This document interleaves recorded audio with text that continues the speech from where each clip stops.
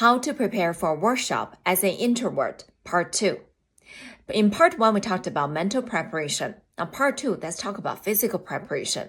As introvert, it is as important to physically prepare for a workshop as mentally ready for a workshop because these are the social activities that are energy draining. So it's very important for me to make sure that I prepare my energy level so I can stay productive throughout the workshop. So one thing I pay extra attention to is my food throughout the workshop day so I can sustain my energy and minimize those food that will make me have those energy crush.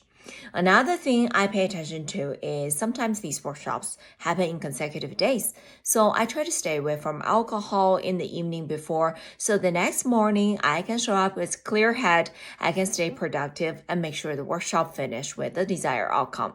So by the end of it, if we achieve the outcome, stakeholders are happy, I feel accomplished. So these are just things I repeatedly doing to get myself ready as an introvert as I approach workshops.